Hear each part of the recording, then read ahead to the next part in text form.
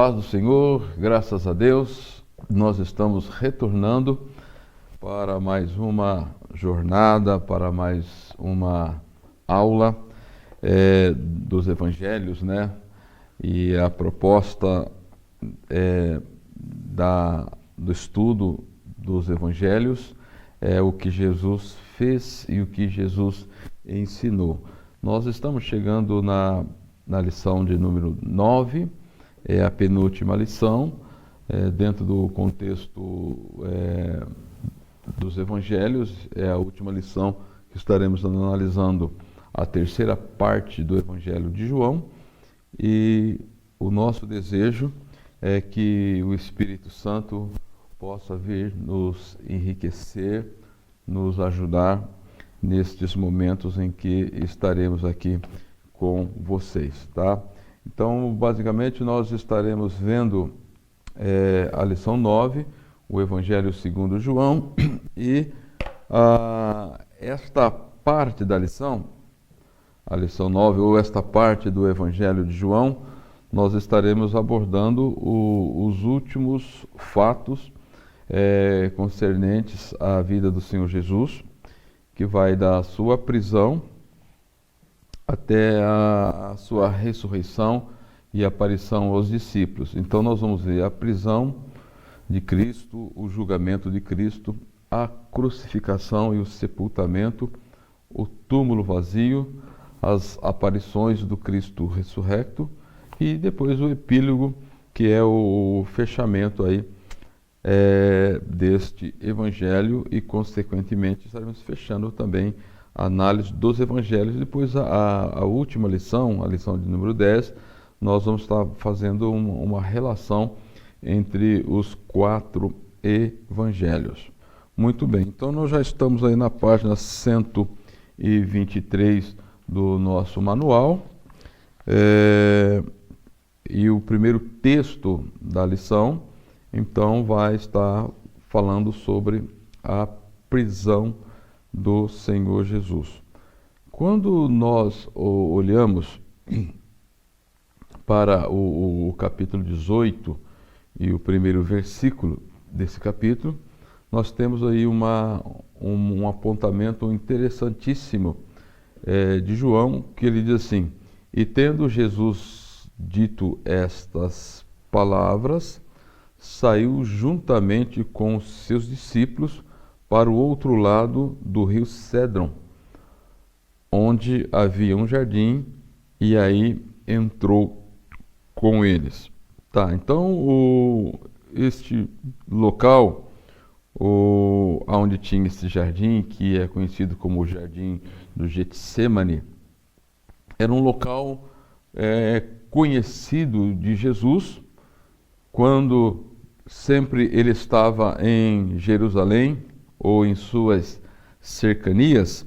Era o local preferido de Jesus para passar aí horas de meditação, de oração e também de instruções aos seus discípulos. Razão pela qual também era um local muito conhecido por Judas, porque Judas o acompanhou muitas vezes, as vezes que o Senhor esteve em Jerusalém e foi para este local, Judas também o acompanhou. Razão pela qual o versículo de número 2 do capítulo 18 vai nos dizer: e Judas, o traidor, também conhecia aquele lugar, porque Jesus ali estivera muitas vezes com os seus discípulos. Note que no final do capítulo 14, Jesus disse aos seus discípulos: levantai-vos e vamos daqui. E aí você vai perceber que no início do capítulo 18, eles chegaram, quando atravessaram o rio Cédron, chegaram àquele lugar.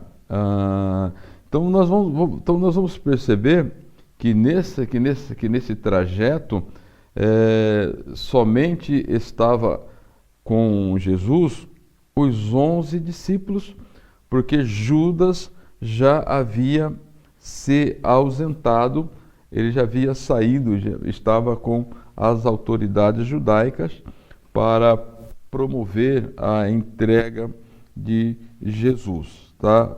A entrega de Jesus. E a ausência ou a saída de Judas está registrado lá no capítulo 14 e o versículo de número 30. E é no trajeto aonde, no cenáculo, aonde foi feitas as duas reuniões da Páscoa e depois da Santa Ceia, que Jesus sai e vai para o Getsêmani. É nesse período aonde ele dá as instruções elencadas nos capítulos 15, 16 e 17. Então, asseguradamente, Judas ele não participou destas últimas instruções que Jesus deu aos seus discípulos, aquelas que nós analisamos na aula passada, tá? Então, só aqui relembrando um pouco, nós vamos perceber que no capítulo 15, o Senhor Jesus falou da relação dele com os seus discípulos, demonstrando de que ele era a videira verdadeira e os discípulos eram as varas, tá? E aí fala sobre o segredo do fruto, da frutificação, o perigo ou ameaça das varas se não estiverem ligadas nele. No caso de Judas, foi um ramo que não esteve ligado ao Senhor. As consequências da união verdadeira com as varas, o impacto que isso ocorre ou dá na vida daqueles que estão em comunhão com o Senhor. E aí ele vai falar sobre a nova relação do Senhor Jesus com os seus discípulos, quando ele diz que um novo mandamento ele estava dando aos discípulos, e depois ele fala sobre a escolha e o plano que ele tem para com os seus discípulos. Depois, lá no capítulo 16, enquanto Jesus caminhava para aquele lugar, ele vai falar sobre a tristeza dos discípulos, ele vai falar sobre o ministério do Espírito Santo no mundo, vai falar sobre o ministério do Espírito Santo com os discípulos e como o ministério do Espírito Santo respeita o Senhor. E aí também ele faz um anúncio da sua ascensão e depois ele vai relatar também no capítulo 17 a oração sacerdotal que ele ora por si mesmo, o Senhor Jesus, depois ora pelos seus discípulos e depois ainda faz uma alusão à igreja. É muito interessante quando nós analisamos estas questões aqui. Nós temos basicamente aqui a disposição de Jerusalém nos tempos de Jesus, tá? A Jerusalém nos tempos de Jesus. Então você tem aqui o palácio de Herodes, a casa do sumo sacerdote, o templo, e depois você tem aqui o vale de Cédron, onde ficava o ribeiro de Cédron, o Monte das Oliveiras, e mais acima você tem aí o Getsêmani. Aqui nessa disposição deste lado, nós colocamos nessa linha vermelha aqui o trânsito de Jesus desde a sua entrada triunfal, que você tem aqui em cima. Ele entra na entrada triunfal, depois ele vai para Betânia, na casa de Maria, e depois ele vai para a última ceia, né? Daqui que ele faz o trajeto indo para o Vale de Cedron, passando pelo Vale de Cedron e chegando até o Getsêmani. Há uma passagem muito interessante que nós temos lá no livro de 2 a Samuel, capítulo 15, e os versículos 23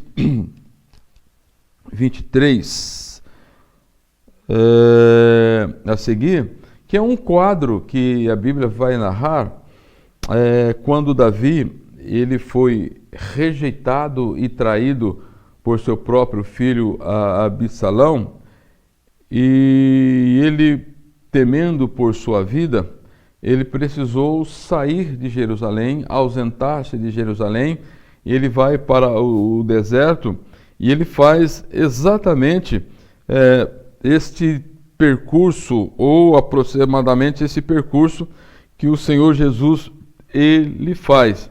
E vejam só como o texto ele faz esta análise. Olha, 2 Samuel, capítulo 15, iniciando pelo versículo 23, nos diz o seguinte: E toda a terra chorava a grandes vozes, passando todo o povo. Também o rei passou o ribeiro de Cédron, e passou todo o povo na direção do caminho do deserto. Depois nós vamos ver aqui ainda o que é que Davi ele diz. Versículo de número 30. É bom depois de vocês lerem todo o capítulo, vocês vão ter uma noção exata do que estou falando. Mas o versículo 30 vai dizer o seguinte: E subiu Davi pela subida das oliveiras, subindo e chorando e com a cabeça coberta, caminhava com os pés descalços, e todo o povo ia com ele, cobria cada um a cabeça, chorando.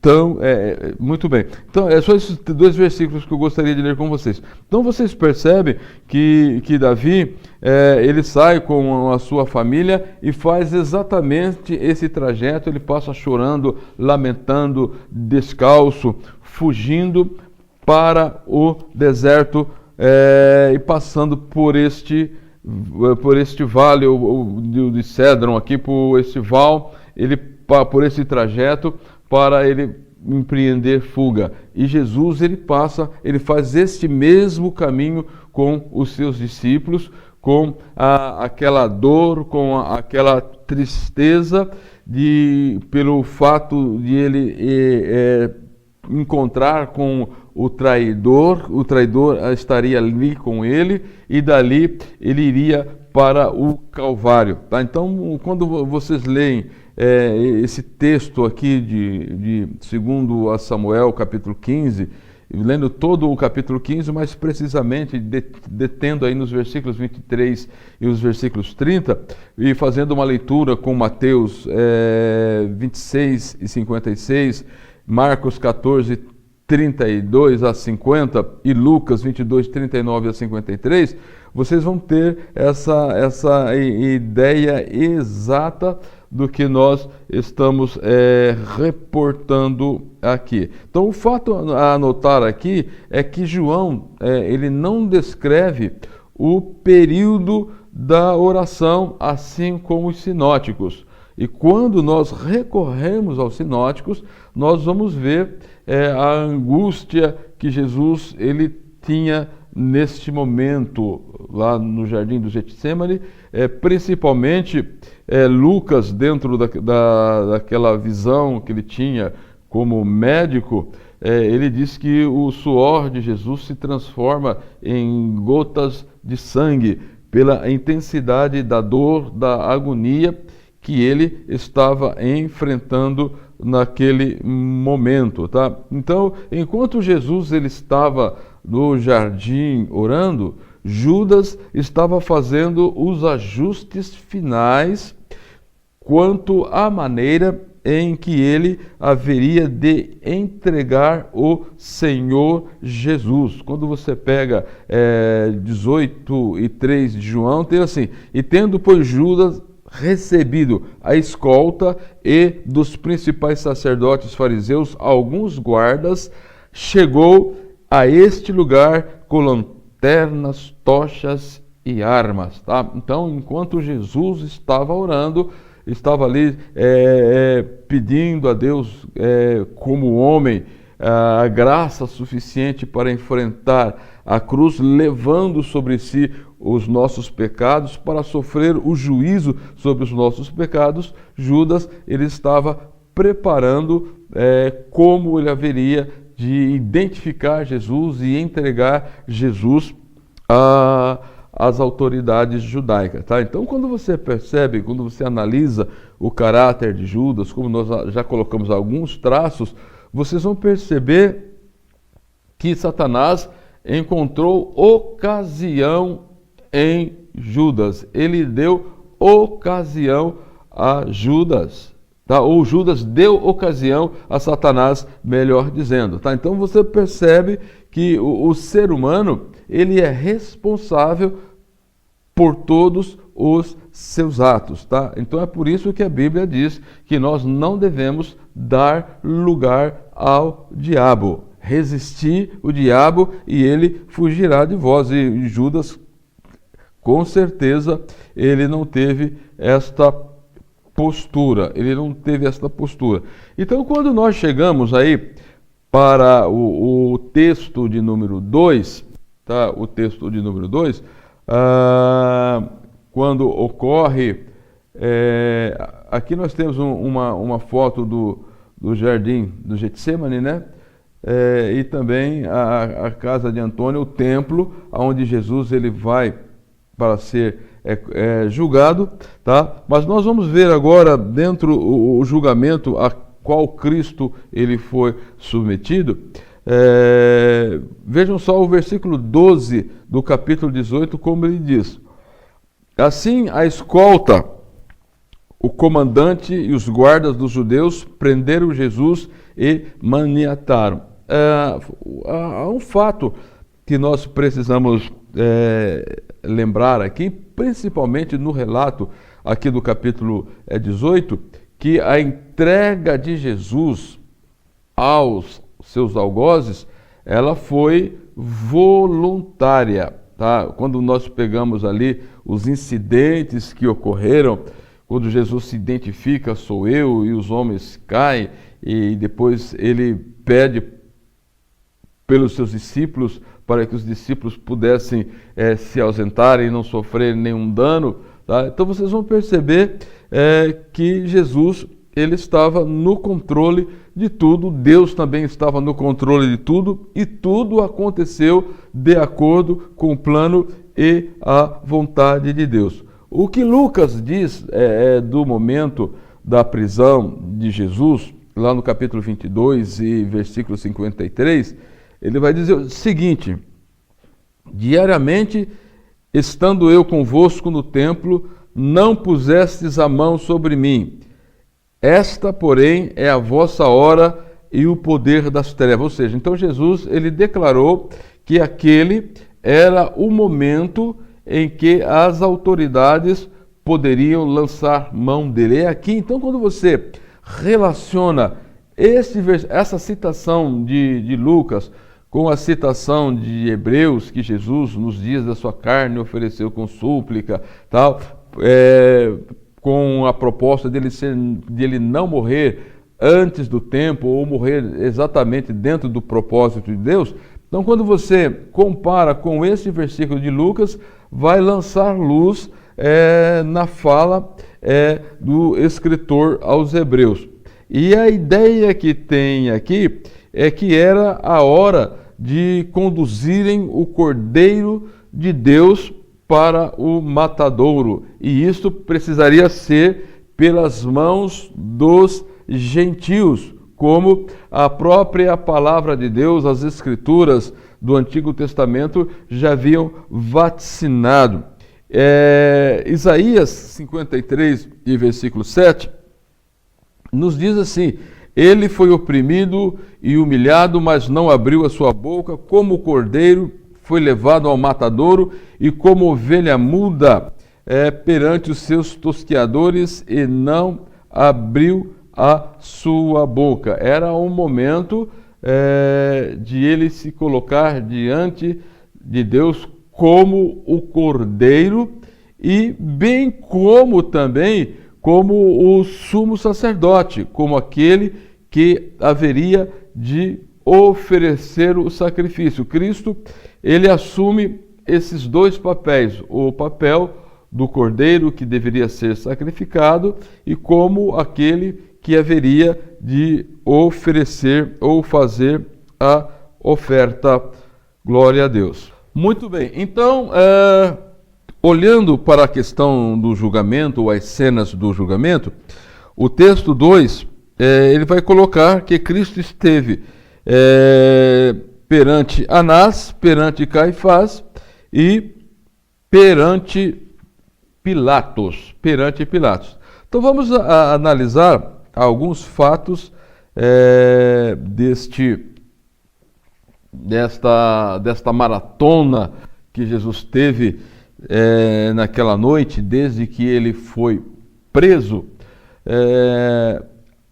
Diz que ele foi para Anás, que era sogro de Caifás.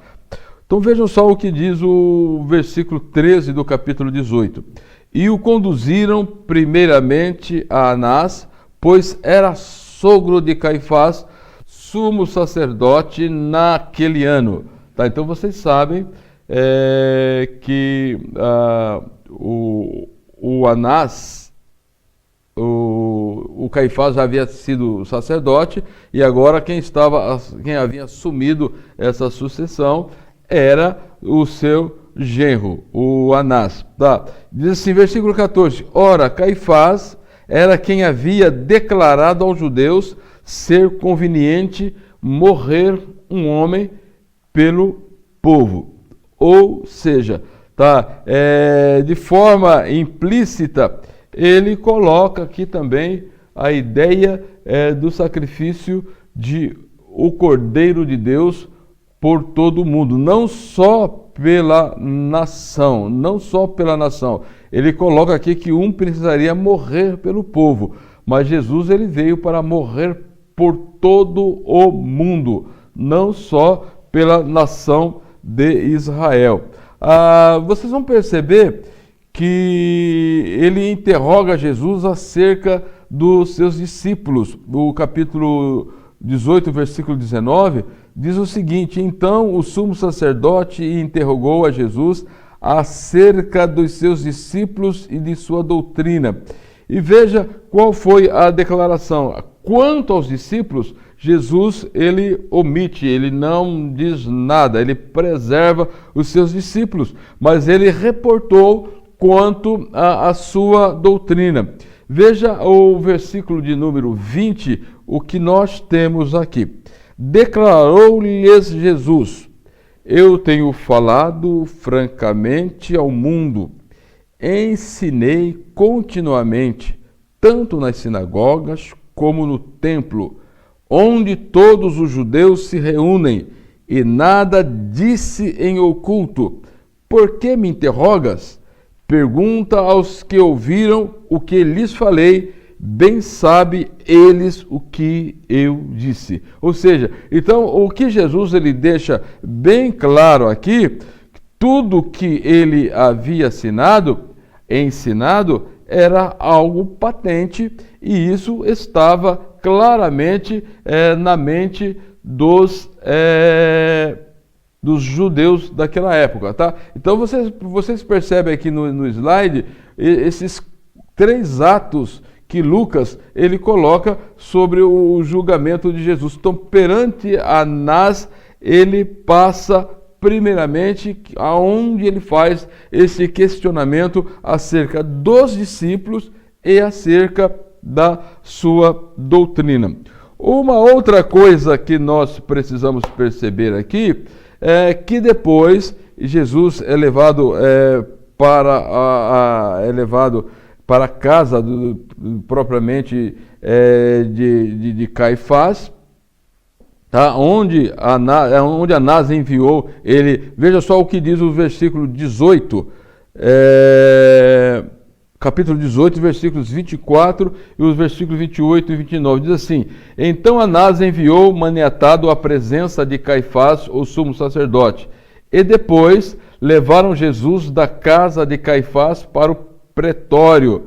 Era cedo de manhã, e eles não entraram no pretório para não se contaminarem, para não perderem a Páscoa. Então vocês vão perceber como foi tudo devidamente premeditado pelas autoridades judaicas, tá?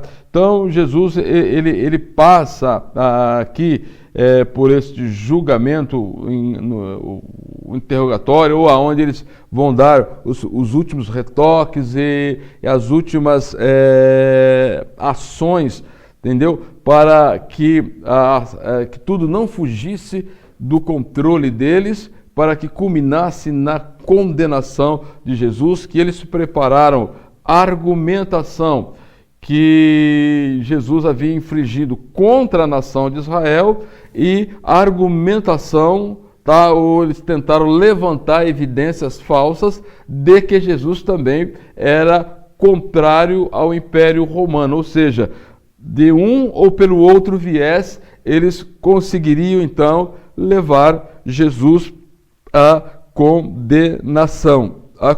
Então Caifás, ele tinha se aliado com os pagãos para poder promover o julgamento e o assassinato, né, o martírio, na visão deles, de Jesus Cristo. Quando nós olhamos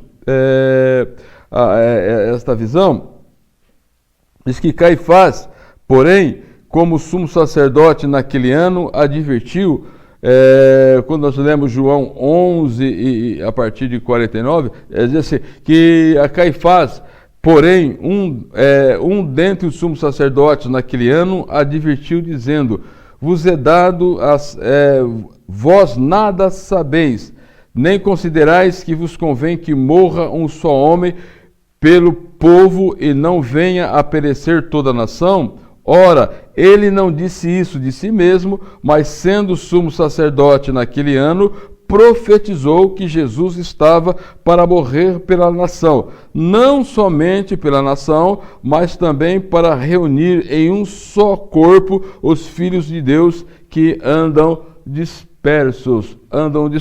Então vocês vão perceber, quando você pega aqui os filhos de Deus que andam dispersos aqui, nós temos aquela visão implícita dentro da chamada de Abraão, que em Abraão seriam benditas todas as nações da terra. Então vocês vão perceber, quando nós lemos o Salmo de número 2, os versículos de 1 a 3, nós temos esta seguinte visão, que Jesus ele é entregue nas mãos dos gentios, nas mãos dos pagãos, daquelas nações que não têm nenhuma relação com Israel, para que ele viesse ser crucificado. Então vejam só o que o Salmo de número 2, versículos de 1 a 3 nos diz: por que se enfurecem os gentios e os povos imaginam coisas vãs? Os reis da terra se levantam e os príncipes conspiram contra o Senhor e contra o seu ungido, dizendo: rompamos os seus laços e sacudamos de nós as suas algemas. Tá? Então você percebe toda a articulação que foi feita entre os judeus com os gentios para levarem Jesus à cruz. Tá? Então quando a gente lê com cuidado o capítulo 1, o capítulo 2 e 3 da carta aos Romanos, tendo a visão que Deus encerrou todo mundo debaixo do pecado, então você tem esse conchavo entre judeus e gentios para levar Jesus à cruz, estão demonstrando aqui que todos estão debaixo do pecado e todos carecem da glória de Deus, Então, depois nós vamos ter Jesus diante de Pilatos, aonde vai se dar efetivamente o julgamento dele. Então, é nesse momento que vai dar efetivamente o julgamento. Então, quando nós olhamos, foram alguns atos que ocorreram neste local. O capítulo 18, versículo 29, nós vamos ver aqui algumas falas de Pilatos em relação a Jesus. O versículo 29 do capítulo 18, ele diz o seguinte: então Pilatos saiu para lhes falar, e lhes disse: que acusação trazeis contra este homem? Replicou-lhes, pois, Pilatos: tomai-o a vós. O versículo 31 agora. Replicou-lhes, pois, Pilatos: tomai-o ou vós outros e julgai-o segundo a vossa lei. Vejam só o que Pilatos diz no versículo 33. Tornou Pilatos a entrar no pretório, chamou Jesus e perguntou-lhe: és tu rei dos judeus? No versículo 37, nós temos, então, versículos 37 e 38. Então lhes disse Pilato: logo tu és rei? Respondeu Jesus: tu dizes que eu sou rei, eu para isto nasci e para isto vim ao mundo, a fim de dar testemunho da verdade. E todo aquele que é da verdade ouve a minha voz. E aí Pilatos pergunta: mas o que é a verdade? Tá? Então nós vamos perceber que o julgamento de Jesus, ele teve um caráter político. Um caráter político. Porque quando nós recorremos aos versículos 4 e 5 do capítulo 19, nós vamos entender esta realidade. Nós vamos entender esta realidade. Vejam só o que diz lá. Outra vez saiu Pilato e lhes disse: eis que eu vô-lo apresento, para que saibais que eu não acho nele crime algum. Saiu, pois, Jesus trazendo a coroa de espinho e o manto de púrpura, e lhes disse Pilato: eis o homem, ex homo. Ou seja, este homem é verdadeiro, este homem é justo. Mas vocês vão perceber quando nós lemos esse texto de 18 e 19 de Lucas, de João, como eles engendraram a ideia e eles levaram avante. E o Pilatos, ele ficou numa situação tão constrangedora, correndo o risco de ele ser denunciado a Roma e perder o seu posto.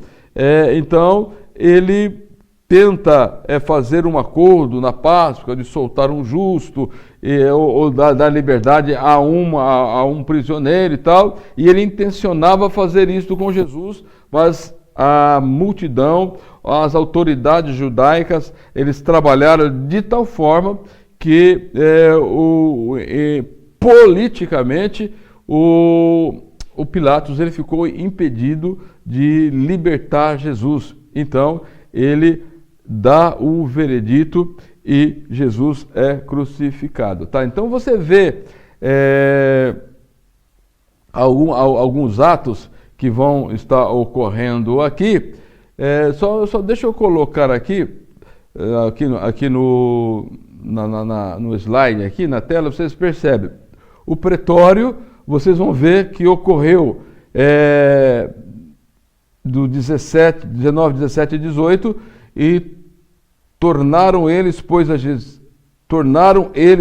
Jesus, ele próprio carregando a sua cruz, e saiu para o lugar chamado Calvário, Gólgota em hebraico, onde crucificaram, e com ele entre dois, um de cada lado e Jesus no meio. Tá? Então aqui nós já estamos no texto 3, que vai falar sobre a crucificação e o sepultamento de Jesus Cristo, tá? Então, esse é o próprio ato da crucificação. Então, ele sai do pretório, fazendo aquele trajeto até o Monte Caveira, e quando Jesus ele chega lá no Calvário, no Monte Calvário, no Monte Caveira, diz que foi colocado um título sobre a cruz, Só para vocês verem aqui, esses títulos foram colocados em 3 línguas, tá?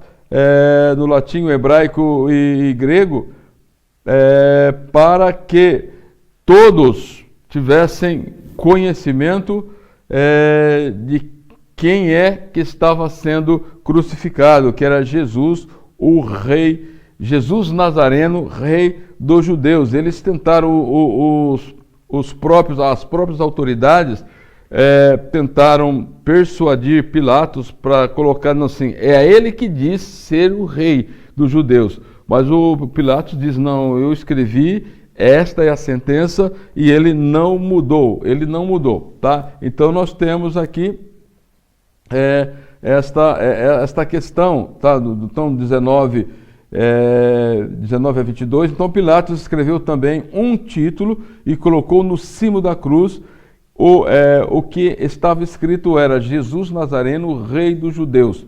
Muitos judeus leram este título porque o lugar em que Jesus fora crucificado era perto da cidade e estava escrito em hebraico, latim e grego. Os principais sacerdotes, como eu disse, diziam, não escrevas rei dos judeus, e sim, ele diz, sou rei dos judeus. Tá? Tentaram persuadir, mas eles não tiveram êxito. Depois temos a questão da divisão e o sorteio das vestes de Jesus. Tá? Isto foi profetizado lá no Antigo Testamento, em um dos Salmos. Os soldados, pois, quando crucificaram Jesus, tomaram-lhe as vestes e fizeram 4 partes, para cada soldado uma parte, e pegaram também a túnica. A túnica, porém, sem costura, toda tecida de alto a baixo, e disseram, pois, uns aos outros, não a rasguemos, mas lancemos sorte sobre ela para quem caberá. Para se cumprir as Escrituras, repartiram entre si as suas vestes. Depois nós vemos que ele faz aqui um pronunciamento, Jesus na cruz, com respeito a Maria, a sua mãe. Vejam só, e junto à cruz estavam a mãe de Jesus e a irmã dela, e Maria, mulher de Cleopas, e Maria Madalena. Vendo Jesus, sua mãe, junto a ela, o discípulo amado, no caso João, vocês percebem que João, ele não se identifica, né, nos escritos, eles colocam o discípulo amado. Disse, mulher, eis aí o teu filho, depois disse ao discípulo, eis aí a tua mãe. Desta hora em diante, o discípulo tomou para casa, ou seja, ele assumiu os cuidados de Maria. Então, a ideia, então, é que José já havia morrido, ela estava viúva, tá? E então agora ela precisava de alguém para cuidar dela, tá? Nós não sabemos as razões dos outros irmãos porque não assumiram e porque Jesus ele diz isso aqui, tá? As últimas palavras do Senhor, tá? Depois, vendo Jesus que tudo estava consumado para se cumprir a Escritura, disse, tenho sede. Então Jesus estava no controle de todas as ações, tá? Então, segundo o sacrifício, então tinha um sacrifício às 9 da manhã e o outro às 3 da tarde. Tá? Então Jesus ele é crucificado às 9 da manhã e ele vai morrer ou dar o último suspiro às 3 horas da tarde. Às 3 horas da tarde. Tá? Então vejam só, tendo sede, estava ali um vaso cheio de vinagre, embeberam de vinagre ou em esponja e fixando num caniço, isopo, ele chegar à boca. Quando Jesus, pois, tomou o vinagre, disse, está consumado, inclinando a cabeça e rendeu o espírito. Vocês vão perceber que lá em Lucas, antes de Jesus ser colocado na cruz, eles tentaram dar a ele também uma bebida e lá ele recusou, antes de ser crucificado. E aqui, nos momentos finais da sua vida, então, ele toma. E aí ele vai dizer que disse, está consumado, inclinou a cabeça, rendeu o Espírito. Algo interessante é que Lucas vai dizer que ele expirou, tá? É um termo técnico para falar sobre a questão da morte, a separação, tá? Nós vamos discutir um pouco isso mais à frente. E depois tem a lança transpassada, tá? Foi uma questão para averiguar se ele já estava morto ou não. Se ele não estivesse morto, então eles quebrariam as suas pernas, tá? Para adiantar a morte, mas ele já estava morto, então não fizeram. Então o teste foi transpassar o seu lado com a lança, correto? Então uma das coisas que nós precisamos entender, que diante desta questão da crucificação do Senhor Jesus, tem algumas questões que quando nós comparamos, inclusive está aí no livro, na página 129, no finalzinho aí da página 129, tem esta comparação, e eu coloquei aqui os versículos para ficar mais fácil, então, para a nossa análise. Então vejam só, as 4 vezes que João lembra o cumprimento das profecias aqui no ato da crucificação, tá? No ato da crucificação, ou neste momento em que Jesus estava no seu sofrimento em prol da humanidade. João 19, 24 nos diz assim: disseram, pois, uns aos outros, não rasguemos, mas lancemos sorte sobre ela para ver a quem caberá. Para cumprir as escrituras, repartiram entre si as minhas vestes e sobre a minha túnica lançaram sorte. Então, quando você pega o Salmo 22, versículo 18, então você tem: repartem entre si as minhas vestes e sobre a minha túnica deitam sorte. Então vocês percebem como Deus está no controle de todas as coisas e como João também, ele tinha conhecimento das Escrituras ou do Antigo Testamento, tá? Então aqui destaca muito bem isto. Depois 19 e 28, depois vendo Jesus que tudo estava consumado, para se cumprir as Escrituras, disse: tenho sede. Salmo 69, 21, por alimento me deram fel, e na minha sede me deram a beber vinagre. Me deram a beber vinagre. Tá? Depois você tem 19:36, e isto aconteceu para se cumprir as Escrituras, nenhum dos ossos será quebrado, tá? Aquela questão quando eles ultrapassam a Jesus com uma lança para averiguar se ele já estava morto, né? Eles queriam adiantar a morte dele, mas ele já estava morto. Então o Salmo 34, versículo 20 nos diz: preserva-lhe todos os meus ossos, nenhum deles sequer será quebrado. 34, 20, Salmo. E depois a última referência que ele faz, que está apontada aqui no manual, outra vez diz a Escritura: eles verão aquele a quem transpassaram. Quando nós recorremos a Zacarias, capítulo 12, versículo 10, nós temos: e sobre a casa de Davi e sobre os habitantes de Jerusalém derramarei o espírito de graça, o espírito de súplica, olharão para aquele a quem transpassaram, pranteá-lo-ão com quem pranteia por um unigênito, e chorarão por ele como chora amargamente pelo primogênito, tá? Então, aqui está fazendo uma análise, Zacarias 12, quando ocorrer o que nós dizemos do arrependimento nacional de Israel. Depois nós temos o sepultamento do Senhor Jesus, que nós vamos perceber aqui, que um ponto notório, que o Espírito Santo inspirou os 4 evangelistas a colocar na cena da crucificação o José de Arimateia. Então, naquele momento de dor, naquele momento de angústia, Deus consternou o José de Arimateia, também o Nicodemos, os quais eles atenderam todas as necessidades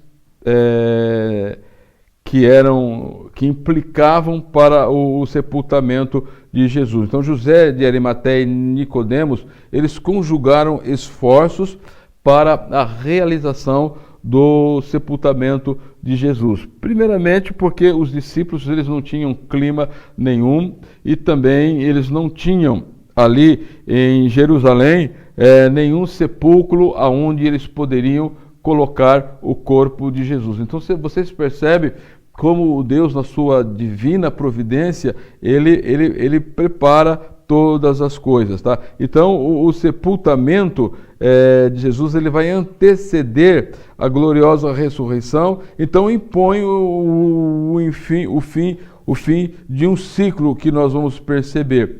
Então nós vamos perceber que a morte de Jesus ela está aqui relacionada com o corpo físico. Tá? O que morre é o corpo físico. Então vamos analisar aqui só algumas questões para nós entendermos melhor isso aqui. Então, a morte de Jesus Cristo está relacionada com o corpo físico. 19 e 30. Quando Jesus Cristo tomou vinagre e disse, está consumado, inclinando a cabeça, rendeu o Espírito. Tá? Então agora vejam só o que ocorre quando entra José de Arimateia na cena com Nicodemos para tomar conta do corpo de Jesus. Versículo 38. Depois disso, José de Arimateia, que era o discípulo de Jesus, ainda que ocultamente, pelo receio que tinha dos judeus, rogou a Pilatos que permitisse tirar o corpo de Jesus. Pilatos lhe permitiu então, José de Arimateia, e retirou o corpo de Jesus. Quando nós lemos o 39, diz assim, e também Nicodemos, aquele que anteriormente viera ter com Jesus à noite, foi levando a cerca de 100 libras em composto de mirra e aloés no 40. E tomaram, pois, o corpo de Jesus.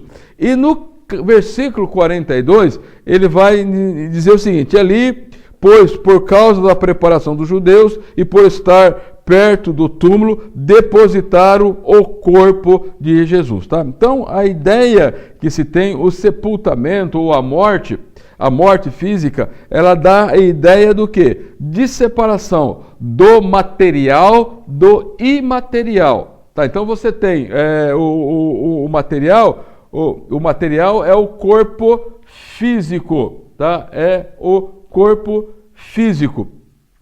E o imaterial, você tem a alma e o espírito. A alma e o espírito. Então, quando você analisa esses fatos dentro da doutrina do homem, tá? E pegando a doutrina da morte, você vai perceber que morte significa o quê? Separação. E é interessante que existe aqui esse período que Jesus ficou na sepultura, o seu corpo ficou na sepultura, e nós não temos a indicação correta aonde o espírito e a alma de Jesus permaneceu esses 3 dias. Quando você pega para o desdobramento dentro do pensamento teológico, tanto de Paulo, de Pedro, então ele lança alguma luz sobre esta questão. Mas os evangelhos, eles não vão factuar o que ocorreu com a alma e o espírito de Jesus nesse período. Entretanto, as narrativas, como elas não tratam do assunto, mas a parte material, ela não fica inerte, sem vida, com o corpo físico, tá? A parte, razão pela qual, quando nós lemos Lucas, capítulo 23,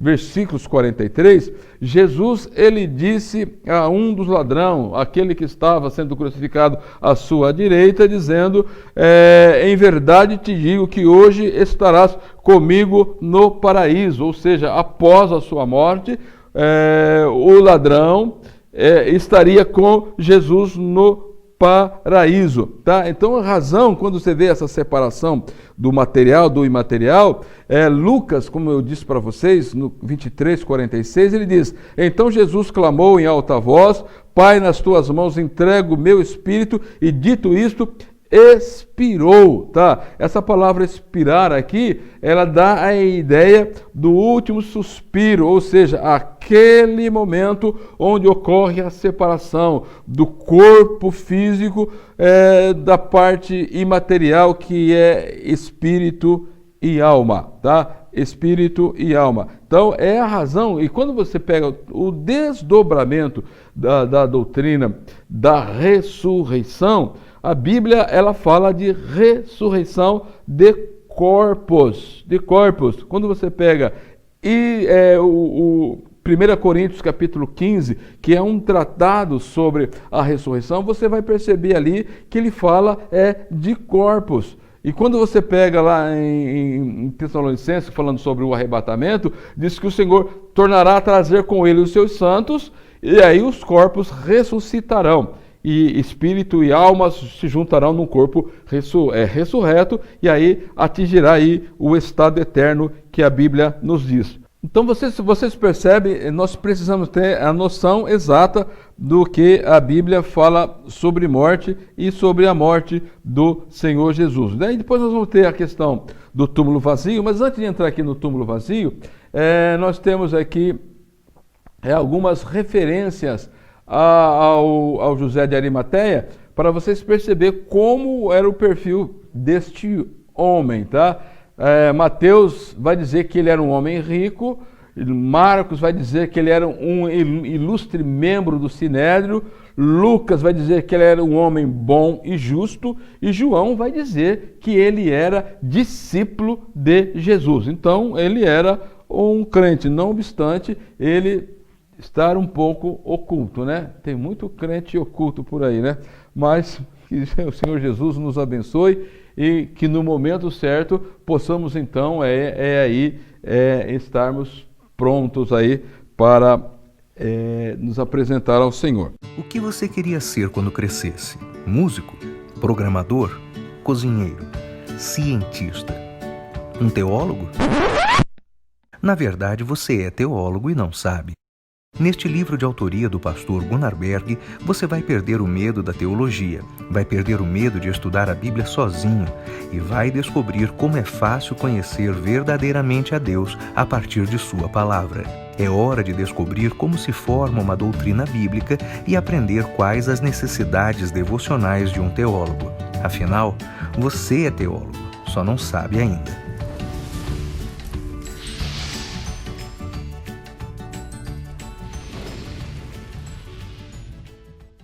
Tá. Então nós vamos ter aqui a questão do túmulo vazio. Vocês vão perceber que o escritor aqui, ele vai apresentar que o Senhor Jesus, ele aparece a Maria Madalena e depois ele vai aparecer aos 11 discípulos, tá? E para a gente entender tudo o que ocorreu exatamente neste primeiro dia da ressurreição, nós temos que recorrer aos sinóticos para o melhor entendimento. Ele não vai descrever aqui os fenômenos que ocorreram, mas uma das coisas que ele vai deixar bem claro aqui, que quando as mulheres chegaram lá, a pedra já estava removida. Ela constatou que a pedra estava removida, João não informa as circunstâncias que isso ocorreu, e ela entra para dentro e verifica que estava vazio e bem arrumadinho lá, com lençol e tal, como que alguém como que Jesus havia se ressuscitado, deixado os lençóis ali, o pano que o envolvia, e ter saído. Então, aí Pedro vai verificar em loco, de acordo com o que Maria ela disse para ele, e daí vai Pedro e João, eles vêm ali, têm a experiência do túmulo vazio, mas eles voltam entristecido pela razão de não tê-lo encontrado. Vejam só o que diz versículo 1. No primeiro dia da semana, Maria foi ao sepulcro de madrugada, sendo ainda escuro, viu a pedra que estava removida. Então Jesus, ele escolheu aqueles que ele havia de manifestar ressurreto. Tá. Notem nos fatos acima, quando você lê todo o texto, que Maria Madalena e os 2 discípulos viram Cristo ressurreto. Tomaram conhecimento das evidências, eles não viram, né? Mas assim não creram, né, nas evidências lá do sepulcro vazio. Aí Maria Madalena, quando os 2 discípulos voltam, Maria Madalena, ela vai novamente para o sepulcro, e aí ela está chorando, ela encontra ali com 2 anjos, e até um diálogo com os mesmos, e ela pergunta onde colocar o corpo do meu Senhor, que eu vou levá-lo e tal, e depois ela fica chorando, aí Jesus inicia um diálogo com ela, e ela pensa que era o hortelão, que era o jardineiro que cuidava ali do sepulcro de José de Arimateia, e a sua tristeza então ali é vencida pelo gozo quando Jesus se manifesta a ela. Daí depois nós vamos ter Jesus se manifestando aos 11, né? E que basicamente aquelas aparições que nós vamos ver aqui do Cristo ressurreto. São as outras aparições que está aqui no texto 5 da nossa lição. Então vejam só, quando nós recorremos aqui o texto número 5 da nossa lição, tudo vai indicar aqui que Jesus apareceu a Maria Madalena pela manhã, no início do dia. Entretanto, ele vai aparecer aos demais no domingo à tarde, ou já no início da noite, que vai dizer assim, 20:19, e ao cair da tarde daquele dia, o primeiro dia da semana, é que Jesus, ele se apresenta aos discípulos. Daí, tem um lapso da manhã até a tarde. Para nós entendermos esse lapso, tá, que Jesus encontra com Maria Madalena de manhã e com os discípulos no cair da tarde, nós temos que recorrer aos sinóticos. Porque quando nós recorremos aos sinóticos, nós vamos ver que houve outras aparições. E uma que é bem determinante é a de Lucas, capítulo 24, versículo 13, que vai dizer, naquele mesmo dia, ou no dia da ressurreição, ou no primeiro dia da semana em que ocorreu a ressurreição, 2 deles estavam a caminho para a aldeia de Emaús, e você sabe que Jesus se aproxima dele, caminha com eles grande parte do caminho, depois entra na casa deles, eles preparam uma refeição, e quando Jesus dá graça, aí então eles percebem que é Jesus, daí Jesus se ausenta. Então daí a ideia é que se tem Jesus sai daí e vai para apresentar aos discípulos, tá? E nós vamos perceber que só estavam 10 ali, porque o Tomé não estava. Vejam só o versículo 19 que diz do capítulo 20. Ao cair da tarde daquele dia, o primeiro dia da semana, trancadas as portas da casa onde estava, os discípulos, com medo dos judeus, veio Jesus e pôs no meio deles e disse, paz seja convosco. Estar com medo demonstra o estado de espírito dos mesmos, o que não nos deixa raciocinar, o medo não nos deixa raciocinar, não nos deixa lembrar o que ocorreu. Eles não conseguiram lembrar das palavras de Jesus. Assim como Maria Madalena, além do medo, eles estavam num conflito presente, com ausência de paz. Então Jesus chega, o Cristo ressurreto, põe-se no meio deles, restabelece a paz, dá-lhes gozo, porque a alegria sai, entra o gozo, tá? O medo sai, tá? Entra a coragem e sopra sobre eles o Espírito Santo. O Espírito Santo. Glória seja dada ao nome do Senhor. E aí vocês vão perceber que depois, 8 dias depois, é que ele encontra com os 11 que nesse momento o Tomé ele estava lá, e aí Jesus ele faz aquelas recomendações a Tomé. E nós vamos perceber, se nós olharmos o Evangelho de João, nós podemos aqui formar assim, um pouco o caráter, a consistência da fé de Tomé, porque Jesus chama ele de incrédulo. Seja crente e não incrédulo, né? Então, e vocês sabem que a fé, ela precisa de uma crença correta, uma crença bem fundamentada. Se você não tiver uma crença bem fundamentada, você não tem uma fé fundamentada. É por isso que lá em Hebreus capítulo 11 diz que aqueles que se aproximam de Deus é necessário crer, porque quem se aproxima pela fé, tá? Então, se eu estou me aproximando de Deus pela fé, primeiramente eu preciso crer que Deus existe, que Deus é galardoador dos que o buscam, tá? Então, se eu me aproximo de Deus, mas não creio que Ele existe, ou eu creio que Ele existe, mas que Ele não é tão poderoso como dizem, que em tese, entre aspas, Ele é igual a outros deuses, que pode colocá-lo no panteão de outros deuses por aí, então eu tenho uma fé capenga, uma fé deficiente,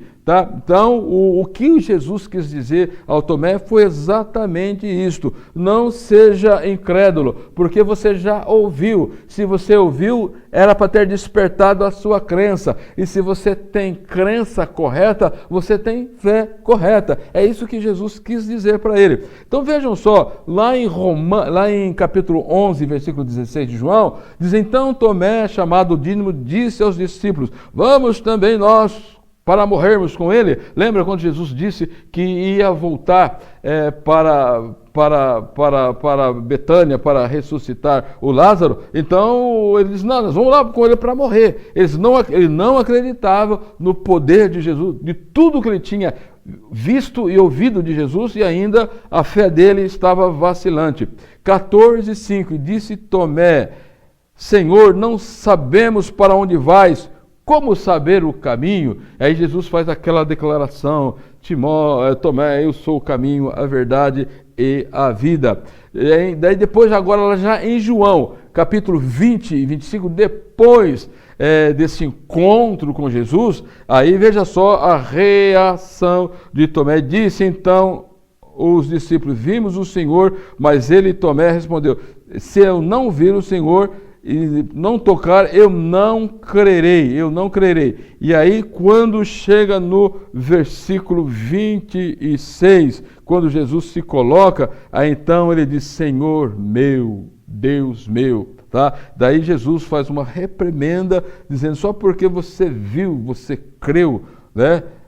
Que é o versículo 28, só porque você viu, você creu. Bem-aventurado aqueles que não viram, mas creram. E isso está incluído nós, meus irmãos. Nós não vimos o Senhor, mas nós cremos na querigma, na proclamação do Evangelho, e sabemos que o nosso Cristo ressuscitou, está à destra de Deus, e Ele voltará. E depois ele vai falar sobre o objetivo do Evangelho, porque o Evangelho foi escrito. É para que nós crêssemos que Jesus é o Filho de Deus, e crendo tenhamos a vida eterna.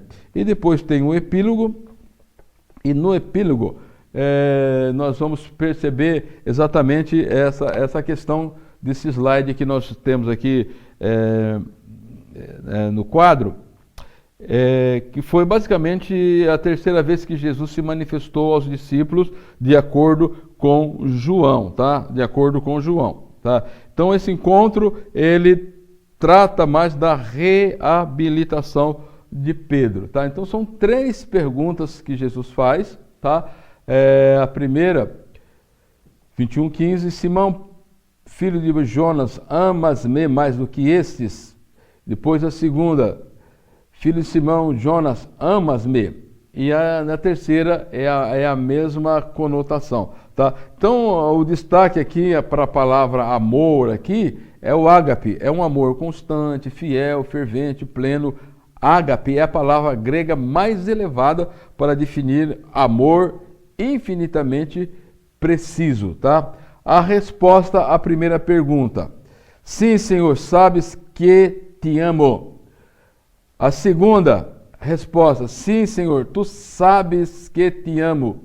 A terceira: Senhor, tu sabes tudo. Tu sabes que te amo. Então a palavra amor aqui que o Pedro ele expressa é filéu, tá? É uma afeição, um amor cordial, filantrópico, social. É o termo no grego, é empregado para indicar afeição íntima. Daí Jesus ele acrescenta a primeira e a segunda e a terceira resposta. Apacenta os meus cordeirinhos, apacenta as minhas ovelhas e apacenta as minhas ovelhas. Então vai demonstrar aqui a Pedro, basicamente, após a sua restauração, as ações que ele precisava empreender do reino de Deus e a importância também que ele teria, porque quando o Senhor disse depois que ele amadurecesse, cingiriam e levariam para onde quer que fosse. Então vocês percebem os cuidados que o Senhor teve após a sua ressurreição, a tratar com os seus discípulos para animá-los e para que eles pudessem continuar a sua carreira cristã. Então que Deus em Cristo nos ajude, que Deus nos abençoe e retornaremos então para a última aula. Tá? Que Deus em Cristo nos abençoe. Amém.